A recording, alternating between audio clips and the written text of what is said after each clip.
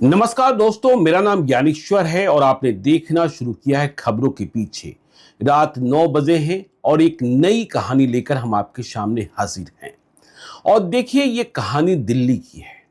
दिल्ली के बारे में हम सभी जानते हैं। मान्यता ये है कि बहुत ही सुरक्षित है। लेकिन इधर के दिनों में दिल्ली में क्या हो रहा है, बात समझ में नहीं आ रही है। आज जो कहानी हम आपको सुनाने जा रहे हैं वह आपको सावधान करेगी। यदि आप दिल्ली जाते हैं, दिल्ली में रहते हैं, तब भी आपको सचेत रहना होगा। देखिए, यह कहानी 28 जून 2024 की है।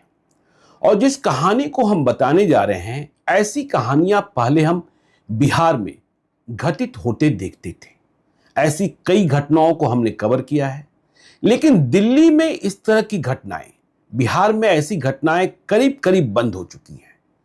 पर दिल्ली, जिसके बारे में यह भी कहा जाता है कि दिल्ली रात को भी जागता है, वहां ऐसी घटना घट जाए तो सवाल तो उठता है।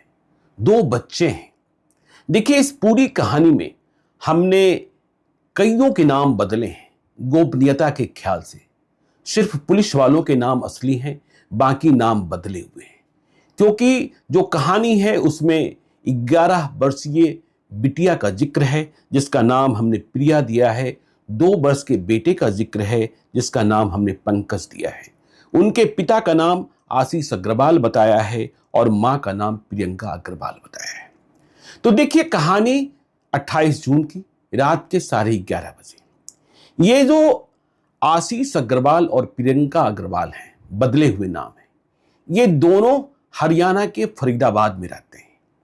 कामकाजी लोग हैं और जब घर लौटते हैं कामकाज के बाद, बच्चे हैं घर में, बच्चे तंग करते हैं कहीं घुमाने ले चलो। बिटिया बड़ी है, 11 साल की प्रिया, वह ज्यादा होशियार है। तो हस्बैंड वाइफ में यह प्लान तय होता है कि लॉन्ग वॉक पर चलते हैं, दिल्ली चलते हैं। दिल्ली में मस्ती करेंगे, स्ट्रीट फूड्स का जायका प्राप्त करेंगे। तो ये दोनों अपने दोनों बच्चों के साथ दिल्ली के लिए निकल जाते हैं। इनके पास इको स्पोर्ट्स कार है। रात के 11:30 बजे हैं और देखिए, कार में बिटिया 11 वर्ष की प्रिया कहती है, पापा मुझे काजू बर्फी खाना है। काजू बर्फी बिटिया को खाना है तो खाना है, इसमें कहां कोई बुराई है। तो पापा बिटिया की बात मान लेते हैं और वे विकास मार्ग, जो सकरपुर थाना क्षेत्र में है, दिल्ली के सकरपुर थाना क्षेत्र में, उधर ही होते हैं। दिल्ली में एक बहुत फेमस मिठाई की दुकान है, चेन है, हीरा स्वीट्स। तो पिता कार को लेकर, बच्चों को लेकर पत्नी के साथ हीरा स्वीट्स पहुंचते हैं रात के 11:30 बजे और वे गाड़ी को पार्क करते हैं।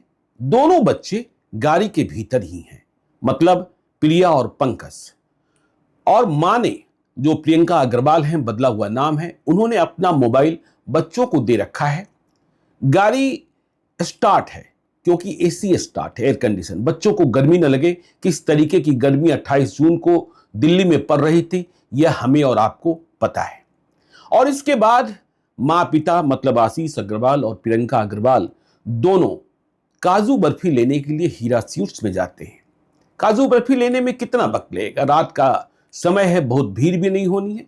5-7 मिनट का समय लगना था।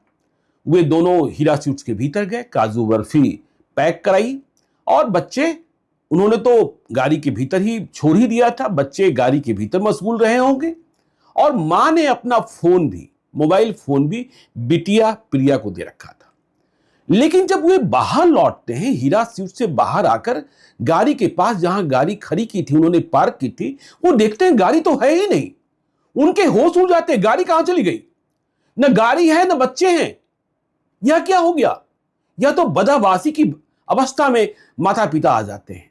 न गाड़ी न बच्चा। पता करने लगते हैं, कोई पुलिस वाला तो गाड़ी उठाकर नहीं ले गया। लेकिन पुलिस वाले गाड़ी उठाकर कैसे ले जाते?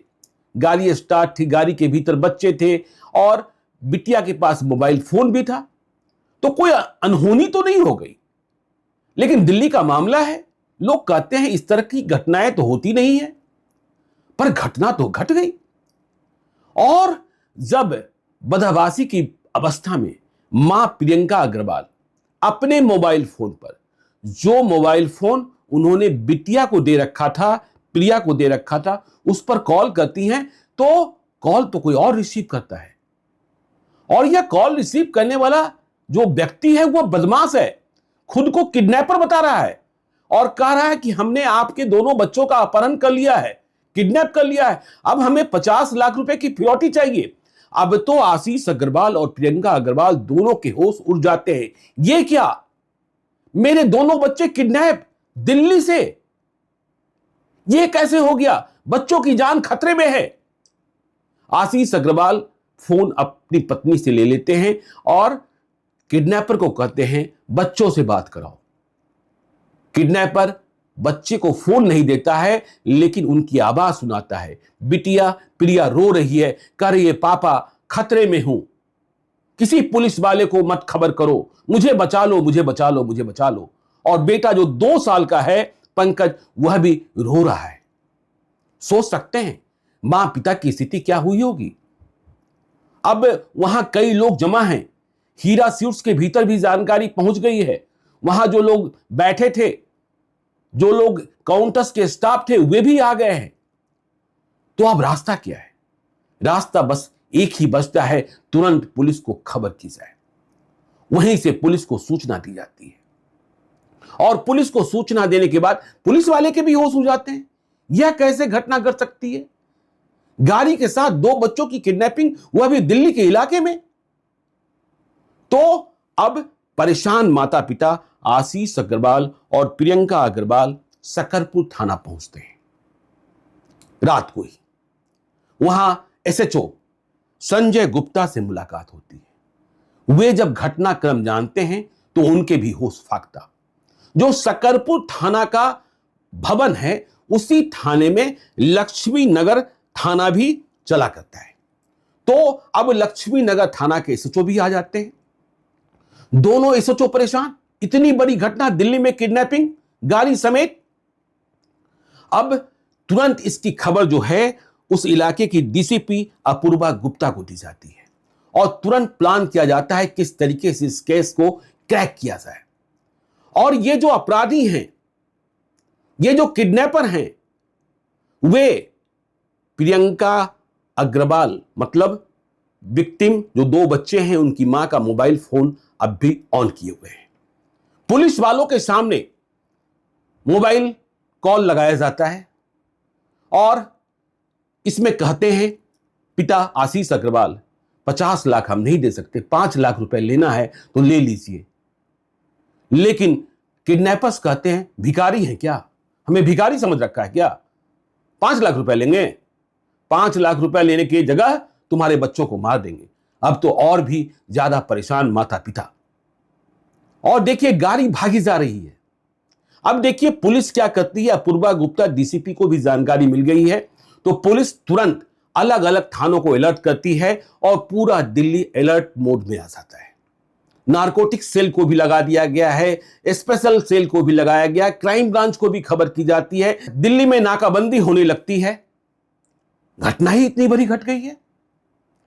तो अब देखिए मोबाइल ऑन है, यही एक सबूत है, क्योंकि जो किडनैपर्स हैं उनके बारे में कोई जानकारी नहीं है। वे कौन सा मोबाइल इस्तेमाल कर रहे हैं, गाड़ी में कोई जीपीएस ट्रैकर नहीं लगा है जिससे यह पता किया जा सके कि गाड़ी किस रास्ते में जा रही है, भाग रही है। लेकिन हां, प्रियंका अग्रवाल का मोबाइल किडनैपर्स के हाथ में है जिसका इस्तेमाल वे कर रहे हैं। और इसका आशय यह है कि जो किडनैपर्स हैं वे बहुत होशियार नहीं हैं, अपराध की दुनिया के खेले खिलाए खिलाड़ी नहीं है, मूर्खता कर रहे हैं। तो सकरपुर के थाना अध्यक्ष कहते हैं हम लोग अलग अलग रास्ते में निकलते हैं। इस बीच जो सर्विस प्रोवाइडर है, प्रियंका अग्रवाल का जो मोबाइल है, उस मोबाइल का जो सर्विस प्रोवाइडर है उसे तुरंत अलर्ट किया जाता है और जो सर्विलांस यूनिट है दिल्ली पुलिस की, उसे कहा जाता है कि इस मोबाइल का लोकेशन लगातार ट्रैक कीजिए, लगातार ट्रैक कीजिए, लगातार ट्रैक कीजिए। तो और इसके बाद एक व्हाट्सएप ग्रुप बनाया जाता है, लोकल व्हाट्सएप ग्रुप, क्योंकि अब पुलिस की करीब 20 गाड़ियां एक साथ दिल्ली के कई इलाकों में, अलग अलग इलाकों में इस गाड़ी को, जो गाड़ी है जिस गाड़ी से बच्चे गायब किए गए हैं, अगवा किए गए हैं, उस गाड़ी को तलाशने के लिए लगा दी जाती है। तो एक लोकल व्हाट्सएप ग्रुप बनता है जिसमें हर 5 मिनट में मोबाइल का लोकेशन जो सर्विस प्रोवाइडर बता रहा है, सर्विलांस यूनिट बता रहा है कि गाड़ी किस दिशा में भाग रही है, किस दिशा में जा रही है, उधर हर पुलिस गश्ती गाड़ी को अलर्ट किया जाता है। और देखिए जो किडनैपर्स हैं वे कितने चालाक हैं। तो एक थानाध्यक्ष, सकरपुर के थानाध्यक्ष दोनों बच्चों के पिता आशीष अग्रवाल को लेकर खुद निकलते हैं और लक्ष्मी नगर के थानाध्यक्ष एसएचओ जो दोनों बच्चों की मां है उन्हें लेकर। और ये किडनैपर्स, इनके पास पैसे भी नहीं थे, लेकर भाग तो चले हैं। रास्ते में उन्हें एहसास होता है बाहरी दिल्ली में पहुंच चुके हैं, मतलब दिल्ली के बाहरी इलाके में। तो उन्हें यह एहसास होता है कि गाड़ी में पेट्रोल कम है। तो पेट्रोल कहां से आएगा, क्योंकि इनके पास कोई प्लानिंग पहले से नहीं थी।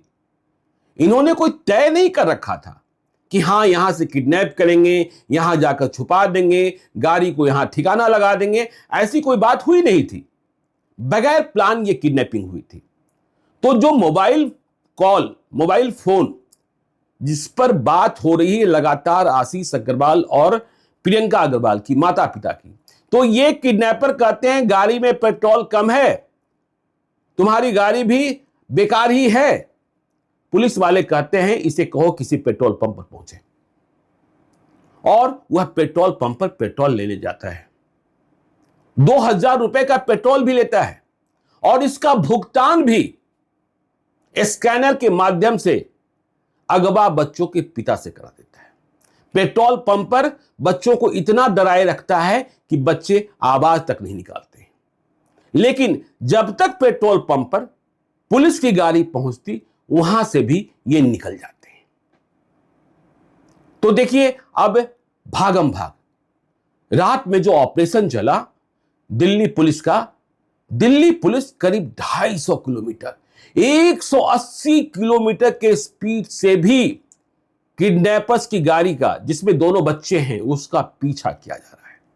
अब अपहर्ताओं को समझ में आ गया है, क्योंकि वे इधर उधर यहां वहां भाग रहे हैं और उन्हें लगता है कि जगह जगह नाका दूर से ही।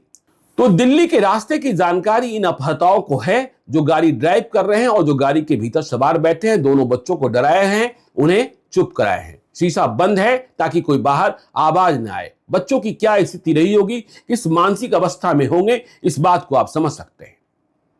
तो जो लोकल व्हाट्सएप ग्रुप बनाया गया जिसमें हर 5 मिनट पर मोबाइल का लोकेशन ट्रैक किया जा रहा था, क्योंकि इसके अलावा कोई दूसरा सुराग था ही नहीं जिससे पता किया जा सके कि गाड़ी किधर जा रही है, बच्चों को लेकर किधर जाया जा रहा है, अपहर्ता किधर भाग रहे हैं।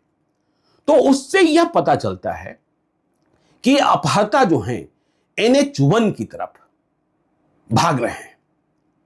अब परेशान पुलिस पूरे दिल्ली में 20-20 गाड़ियां पीछा कर रही हैं।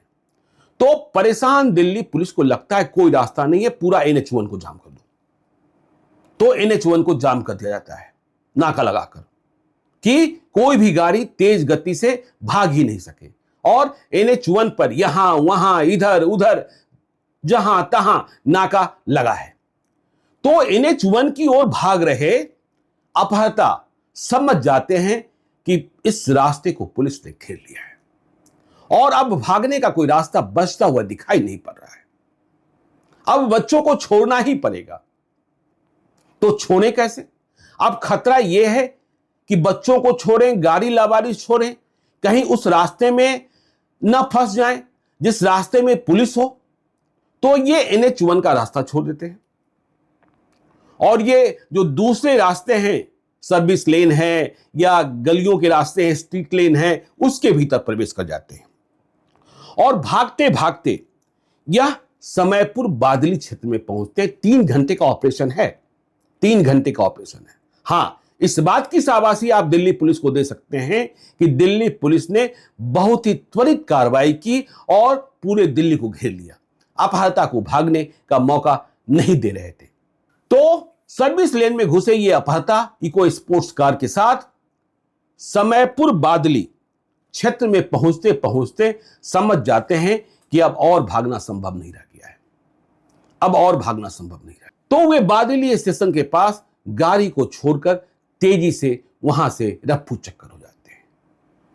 पुलिस को मोबाइल लोकेशन जो ट्रैक किया जा रहा है उससे यह पता चल जाता है कि देखिए अब यह मोबाइल जो है एक स्थान पर जाकर ठहर गया है, अब इसमें मूवमेंट नहीं है, अब यह आगे पीछे नहीं हो रहा है। तो पुलिस की गाड़ियां पूरे दिल्ली में, तो जो नियरेस्ट होती है सैमापुर बादली के पास, बादली रेलवे स्टेशन के पास, वहां पहुंचती है, देखती है गाड़ी खड़ी है। जो बिटिया है वह बाहर फुटपाथ पर रोती हुई बैठी है, रात का वक्त है, लोग कहां हैं। और जो बेटा है 2 साल का पंकज, वह गाड़ी के भीतर ही है। इस तरीके से बच्चों की बरामदगी हो जाती है, इको स्पोर्ट्स कार की बरामदगी हो जाती है, लेकिन चैलेंज अब भी बरकरार है। चैलेंज किस बात का बरकरार है कि अपहर्ता जिन्होंने इतने बड़े कांड को अंजाम दे दिया बगैर किसी प्लान के, वह पकड़े नहीं गए। और आज जब आपको हम 1 जुलाई 2024 को कहानी सुना रहे हैं, तब भी ये अपहर्ता पुलिस की गिरफ्त से बाहर हैं। और दिल्ली पुलिस के लिए चुनौती है कि आखिर विकास मार्ग में हीरा स्वीट्स के बाहर जहां गाड़ी पार्क की गई थी, वहां कौन लोग थे। शक सुबह वहां आसपास में जो पार्किंग स्टैंड है वहां के लोगों पर जा रहा है। कुछ सीसीटीवी फुटेज निकाले गए हैं जिससे कुछ संदेही व्यक्तियों की पहचान की जा रही है कि ये ही अपहर्ता है, लेकिन कौन है। और इस तरीके की वारदात दिल्ली में होने लगी तो फिर क्या होगा, दिल्ली की स्थिति क्या होगी। दिल्ली में भी ऐसी खबरें सुर्खियां बनने लगेगी जिन खबरों के लिए बिहार और उत्तर प्रदेश बदनाम होता है। वैसे भी इधर के दिनों में दिल्ली में मोबाइल स्नैचिंग, चेन स्नैचिंग की घटना बढ़ गई है। अभी हमने कुछ दिनों पहले ही दिल्ली में पढ़ा था, मैं दिल्ली में ही था, कि मोबाइल छीनने के क्रम में एक व्यक्ति की चाकू घोंपकर हत्या कर दी गई, स्टैब कर दिया गया। तो अपराध दिल्ली में भी है। और दिल्ली की कहानियां तो आपको हम इधर के दिनों में बहुत सुना चुके हैं, देख ही रहे हैं कि दिल्ली में कितने बड़े बड़े गैंगस्टर, और गैंगस्टर इस तरीके से कि गिरोह बनता है, गिरोह का जो बॉस बनता है वहां अपने को डायरेक्टर कहने वाले लोग हैं, गैंग का डायरेक्टर। पंकज सांगवान की कहानी आपको हमने सुनाई थी, उसके पहले भाव की कहानी सुनाई। कोई अमेरिका जाकर बैठा है, कोई पुर्तगाल जाकर बैठा है, कोई लंदन जाकर बैठा है। गोल्डी बरार के बारे में जानते ही जानते हैं, लॉरेंस बिश्नोई की कितनी कहानियां हैं। तो दिल्ली भी, और पुलिस गोलियां गिन रही है दिल्ली में। अपराध नियंत्रण की एक थ्योरी यह भी है कि गैंगवार हो रहा है और लोग आपस में मारे जा रहे हैं। लेकिन एक बात यह समझिएगा कि जब गोलियां चलती हैं, अपहरण होते हैं, तो आम लोगों में असुरक्षा की भावना पनपती है। ये दोनों बच्चे बरामद हो गए, अच्छी बात है, लेकिन घटना कैसे घटी यह बड़ा सवाल है। और अपहर्ता कौन है, उन्होंने इतना साहस कैसे कर लिया, यह इससे भी बड़ा सवाल है। तो ऐसी ही कहानियां, क्योंकि आप सचेत रहें, इस कहानी से आपको नसीहत मिली होगी कि बच्चों को गाड़ी में छोड़कर न जाएं, क्योंकि घटना कभी भी कहीं भी कुछ भी हो सकती है। तो ऐसी ही कहानियां जिससे आप सावधान हो, सचेत रहें, हम आपको सुनाते रहते हैं, बताते रहते हैं। तो आज के लिए इतना ही, हमें दीजिए इजाजत। मिलते हैं एक नई कहानी के साथ कल रात ठीक 9 बजे। बहुत बहुत धन्यवाद।